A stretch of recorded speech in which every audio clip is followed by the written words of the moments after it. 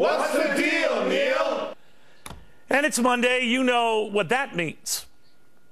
It's Ask Neal Anything Monday on What's the Deal, Neal? If you've got questions, Neal's got answers. Only on the Fox Business Network. If you don't get it, demand it.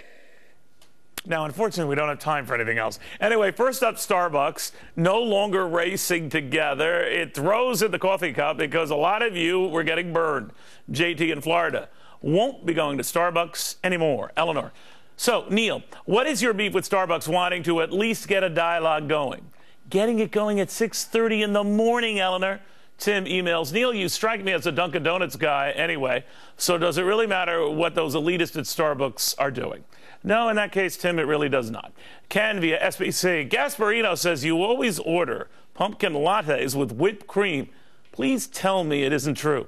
Gaspo is so lying, Ken. Sometimes I order the lattes with no whipped cream. Or I just buy the caramel frappuccino with extra whipped cream and an umbrella. It really depends on the kind of mood I'm in that day. Then Nancy in New York wonders why I obsess about the debt so much. Give it a rest. We've had this debt for quite a while and don't seem the worse for it, so calm down. No, you calm down. You might like whistling past the graveyard, Nancy. I don't. Then there's Potter in Toronto. Let's say we start getting it under control. Wouldn't we just spend that money on something else?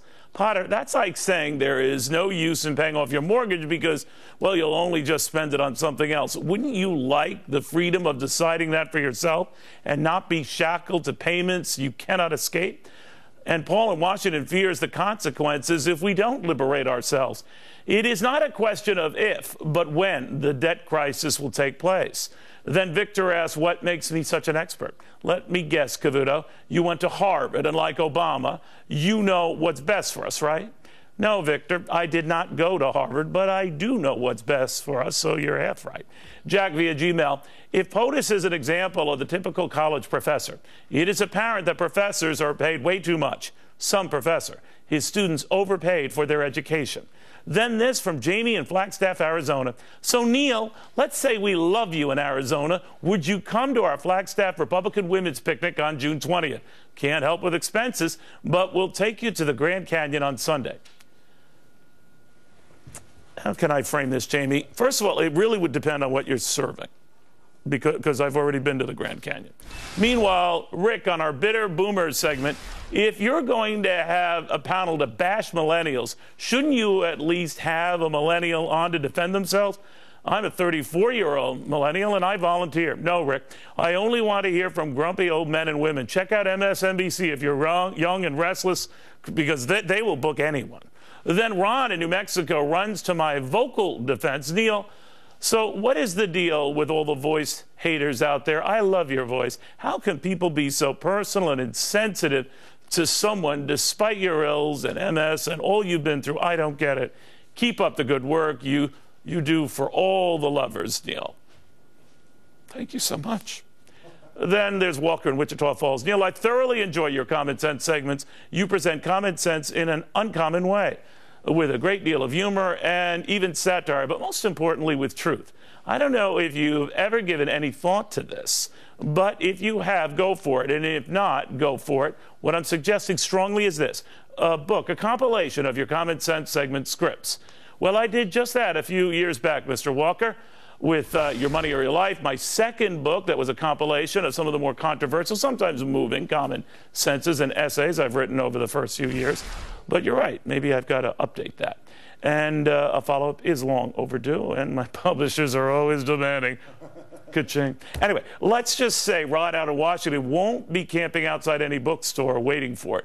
You are getting a little closer in letting each person talk without interruption, but you still have a hell of a long way to go. You, however, are the one who is the most rude, the one who interrupts others the most. When will you grow up, become an adult, let your guests answer the questions you ask of them without an interruption?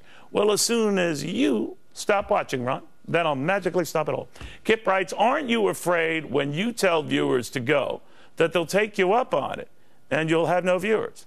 Well, if it means I have no viewers like them, then I'm the better for it. I like to think you are too. Andy in Wyoming. Cavuto, you said you were half Irish and half Italian. All this time I thought you were half Italian and half ass.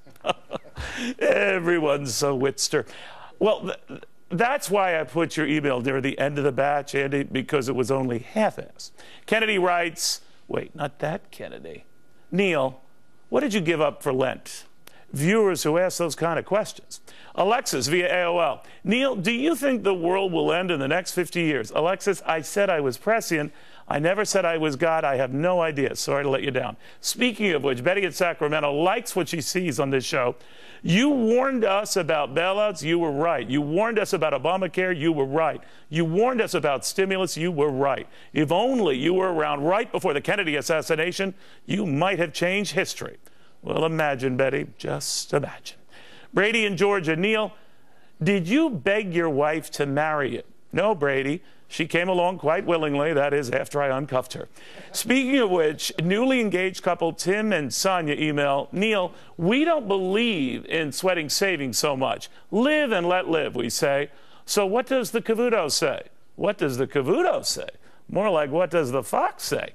Because what you do, think about it, that any brilliant financial mind would say, you're not saving. You're suffering. Maybe not now, but sooner rather than later, you're going to start thinking about it. Because right now, you're young and restless. Pretty soon, you're going to be old and penniless.